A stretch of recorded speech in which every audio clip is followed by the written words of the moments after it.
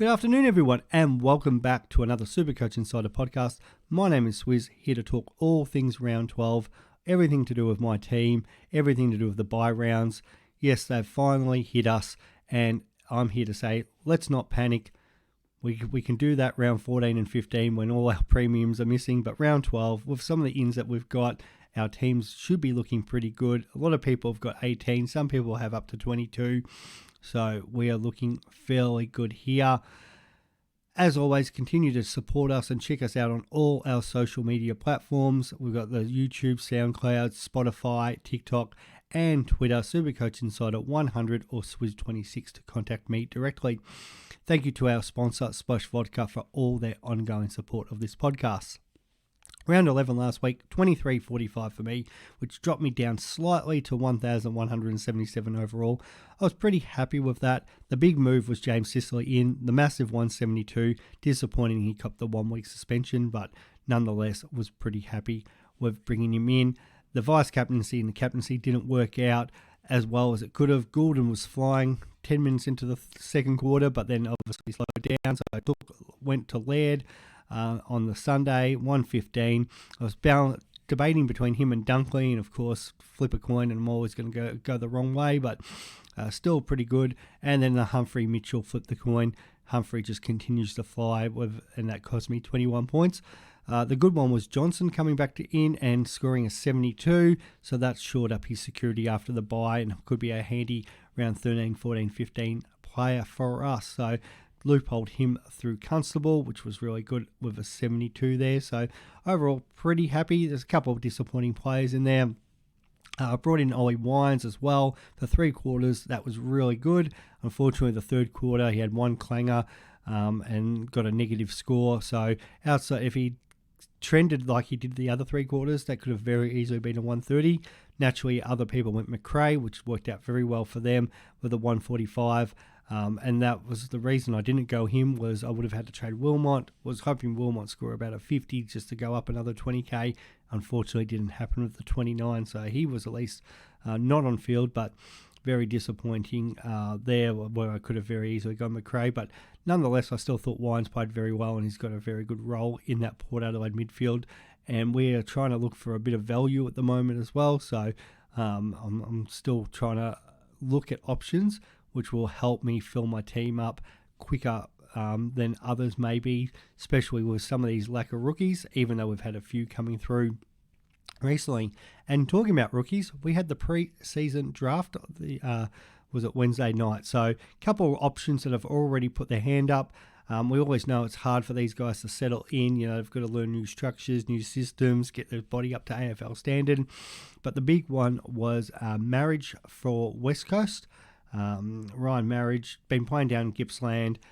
He's got himself in good shape, 193 centimetres, 83 Ks. I think they were saying he weighed about 107 2 years ago.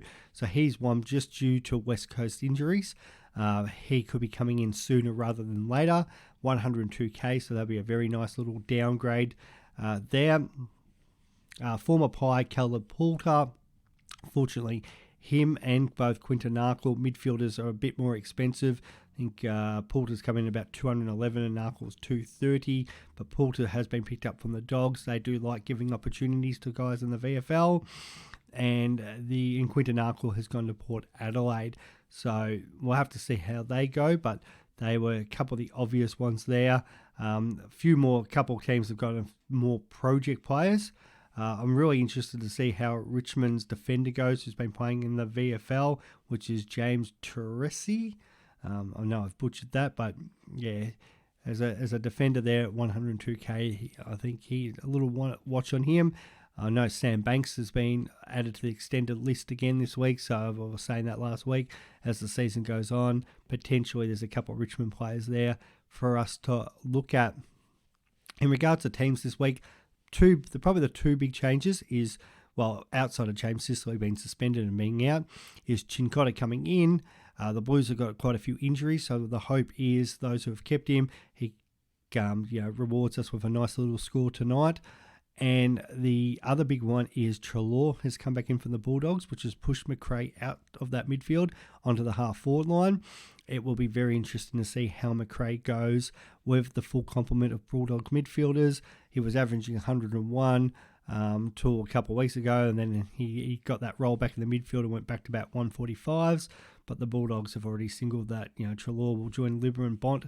That's their preferred makeup. And then McRae comes in that second rotation. So still a very good average. If he was averaging that 101, that would put him 7th best midfielder if you count forward, if you count Zeeble as one of those forwards. So definitely still a great option to have in. But yeah, his average was bumped to 109, and we can see what he can do if the Bulldogs are missing anyone. So I still think it's a good, solid trade-in, but you're now kind of paying for the price that he's at. It's not as big of a value pick as it would have been if Treloar was to miss another 5-6 weeks, and I think then everybody would have been jumping on that. However, that's the way it sort of goes with these things. So not that we want to wish injuries, but I think a few McRae owners will be hoping that happens down at the Western Bulldogs. For us this week, or for me this week, the big thing is if you've got Supercoach Gold, you'll see the blue dots. It's your best 18, so I knock off these blue dots straight away. Weddle comes on field. There's Sinclair off, and I don't need to look at Weddle there. We want to take Sinclair off. Good old Supercoach there. Ashcroft will come off there. Now for Chincotta, I'm actually going, when I do a couple trades here, there'll be a couple of movements, but let's get Humphrey on there for Dunkley there. I'll go straight into my vice captains and captains. I'm really looking at Dacos this week into Zach Merritt. I think Dacos naturally against West Coast is a very good option. People who have Laird and Dawson should seriously consider them. You can go as late as you want. You could even go as late as GWS or Richmond, Taranto, and Green, because we've got, say, if I left Goulden on field and I went Taranto, as long as I have made that decision before the 440 game and gone Merritt, or if I've gone and changed and put Goulden as captain, you've got all the time in the world. So you could definitely take a risk with one of them. However, yes, as I said, I really like Dacos. His run and carry should be too good for West Coast. And Zach Merritt against North Melbourne.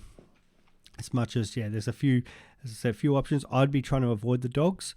They don't normally line up and match up very well against Geelong, even though Geelong were more undermanned this year. I think it's just, it's their sort of history there, in particular McRae.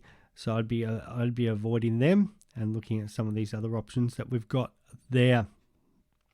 All right, into my trades this week. Now, the most popular in is Eddie Ford. Has looked really good. Found the ball at ease in his first game against the Swans. Still managed to pick up, 16 possessions against the Collingwood Football Club in that attacking role of his. So, a very solid score of 83 at 123k. He's an absolute no-brainer. 75% of the top 1% have brought him in.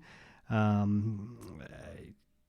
the 6 marks as well of that. Last week didn't hit the scoreboard, but that week one he did. So that's probably why his score was slightly down from that first week. But, for a guy who's gone 102 and 83, Bombers and Giants coming up, if he projects 54 this week, he makes 75k. He could very easily get, if he was to get close to that 100 again, we could be looking at a 90k, going on his score, on his price this week.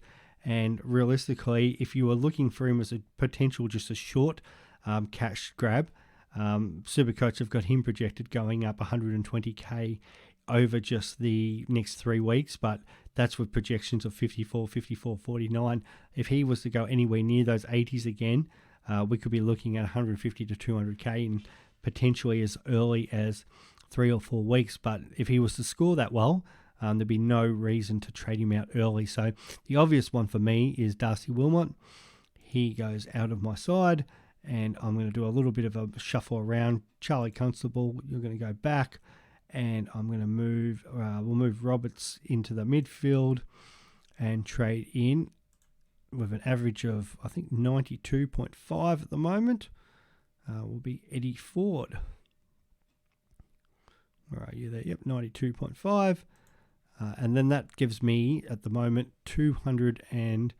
There's my laptop just want to update, 269k. So I think that's a pretty obvious one, and that's one for, especially if you've got like a Wilmot that a lot of people are looking at. So it just makes a lot of sense there.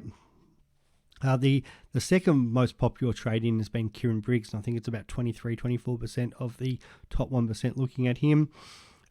Doing a really good job in the ruck. I know a few people are worried about Flynn, but I wouldn't be so worried about that because the Giants, like every team, and it used to be a rule, and I don't know if it still is, needing to name a ruck as part of your emergency, just in case you need to replace one of them. So, yeah, Flynn's there. I'd be surprised if he made the squad, and it's probably the only thing that would make me reverse that.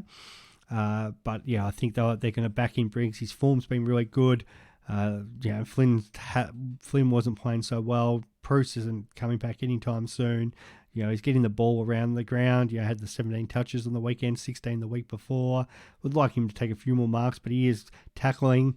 And even in that first game, he gave away three free kicks. So he definitely, could have, that 109 could have been a lot more. So with a break even of his at minus 64, projected to make 60k this week. But that, again, they've got, Supercoach has his projected score at 68. Like if he goes 100, 108, you could be looking at getting 70 to 80k just for the 1 week. Now, he's the perfect guy that we want for 3 weeks. Hopefully come us out, plays 3 weeks, replaces Marshall this week on field, and then the next 2 weeks, unless there's an injury to English or Marshall, he's just there as cover on the bench. But he's just there to make cash. So, in a perfect world, if he could make, say, 70, 75k this week, have a negative break even, make another, say, 40, and then if he could make, say, maybe another 20, get 145, 150k over that 3-week period, get his price up to close to 400, and then side swap him to, say, a Darcy Cameron would be a perfect world, especially if you've got McAndrew or Madden, and they go back into your ruck line, and you can bring in like a Darcy Cameron up the forward line who's there to loophole or be cover for Marshall and English or whoever your ruck is. So that's just in my situation there. So that's what I'm looking at there. The hard thing is it's more who to trade out. Now, Will Ashcroft with that 52, he definitely can still make some cash. He's going to project to drop a little bit. They do have the Hawks next up after their bye. However, he'd have to really do well to restart that cash generation. So I think it's probably the perfect time to move him on, as much as I would have loved him throughout the bye period. So I'm going to we'll move Humphrey into the midfield to make this work.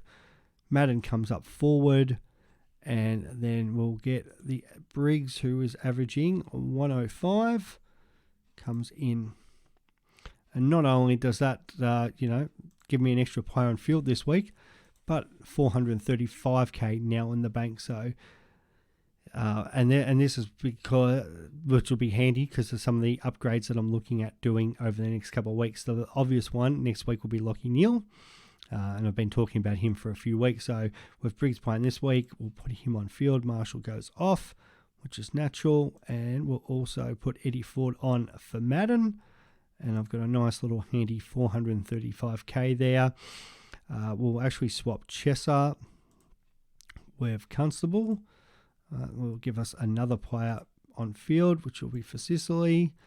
And we will also put on Bailey Humphrey for Roberts. So outside of Goulden there with the blue dot, I've actually got 21 potential players this week if Chesser was to play as sub. So that will mean my best 18. So Chesser's score will most likely be the one that drops out if he was to play as sub. So then the next 2 bottom scores. So let's just say hypothetically, Chin Cotter scores a 50 tonight. And then maybe you say it was a Will Day scores a 70. Hopefully everybody scores more than them. And then they'll take my best scores there. If you only have 18, they'll take your best 18. If you have 19, your lowest one. So that's why it's crucial to have at least 18. But if you can have more, that's where you can get your real bonuses. Because if you've only got 18, and let's just say you've got, Chin Cotter, and you're playing him on field as your 18th player, and he scores a 30, well, that drops out for me, and naturally my 18th player now becomes a 60 or a 70, and that's how you can definitely move up the rankings So I know a few people are really sort of in a better position this week and next week. Round 15 is going to be the danger. And if we have a look at sort of my thinking here, so we'll go to round 12 first, so we can see it's only Goulden there that's blanked out. Round 15, however, I've got a situation where I've got Mitchell and Goulden and Dunkley, so 3. Marshall makes 4. Laird, Merritt, Day, Humphrey takes it to 8. Johnson should be playing there. 9, Constable, who knows. Then Dawson, Dacos, Weddle will be 12. Sicily and Sinclair 14. The hope is Chesser. But then next week I'll be looking at bringing in Neil. The week after Stewart's bye, bringing him, which gives me 16.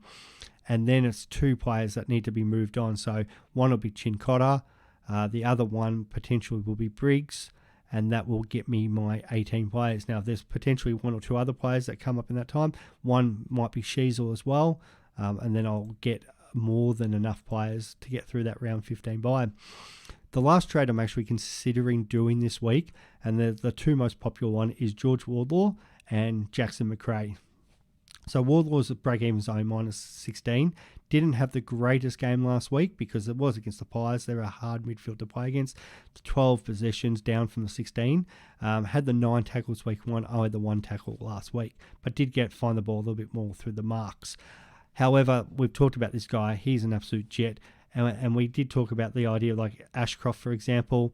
He, it was every week. He was not like he was scoring big scores. Like there was the week where he scored 55, he had a 52, he had a 37. But in between that, he's got a 105, a 103, a 124, a 97. And that's going to be very similar to Wardlaw.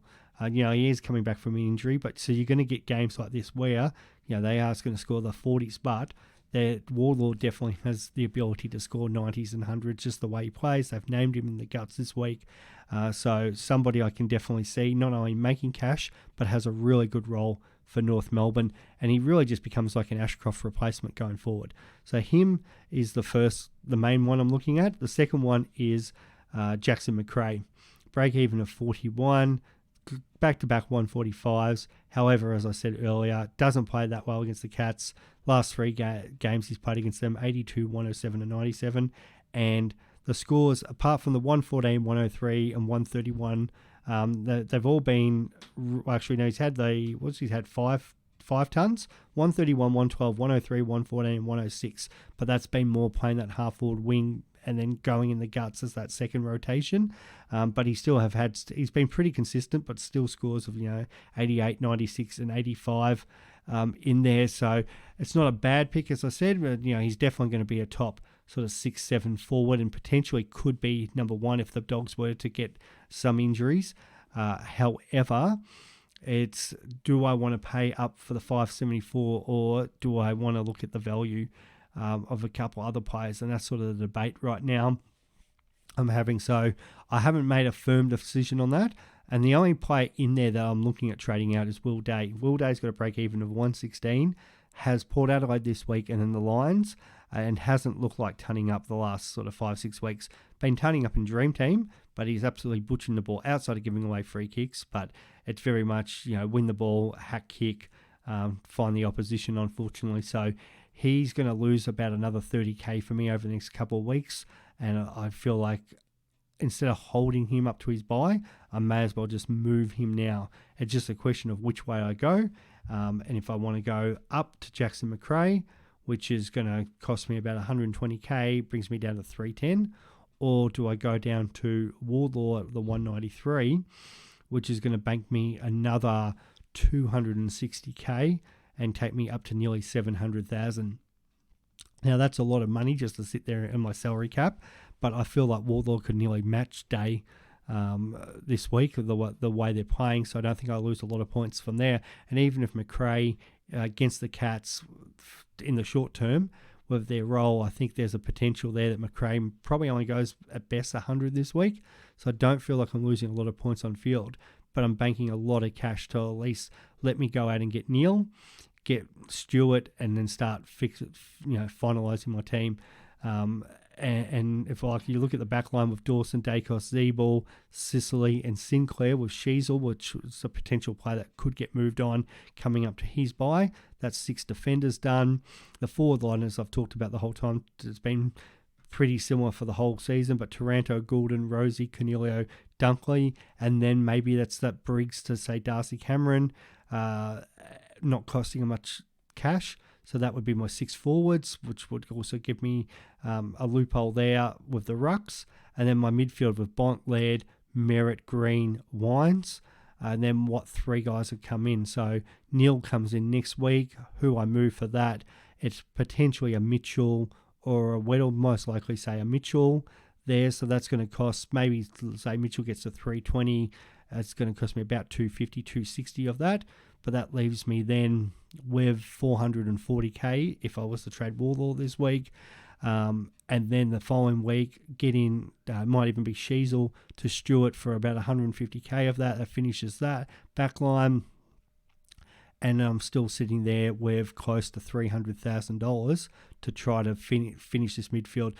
Warlaw fine there at M8, but then we'll be looking at, say, Bailey Humphrey, Weddle, and trying to put, a couple $100,000 on both of them to at least finish that midfield. So that's where I'm thinking about just going at cash. It might cost me some points in the short term. However, I'm backing myself the fact that I've got 20 at the currently 21 playing, and if I do, well, day to Warlaw doesn't change anything, but the 21 playing, where other people may have more players out for different reasons.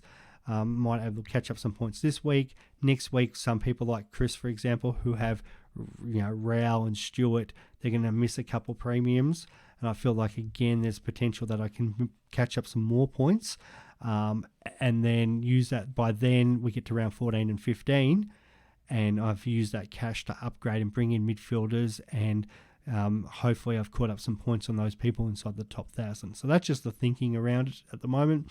And yeah, most likely that's the way I'll go. So I could get the potential premium now, but I think, how close can Darcy Cameron fully fit in that ruck, get to Jackson McRae on the run home? I think they could be definitely pretty similar. So for 100,000 cheaper, I'm nearly happy to wait and just let that play out the way it needs, the way I want it to do. So yeah, that's the thoughts at the moment on that, and I don't think a lot will probably change until when I make that final trade come tomorrow morning. Outside of that, as always, if there's any questions you have of your teams, feel free to send them through to us. A demo from Jock Reynolds.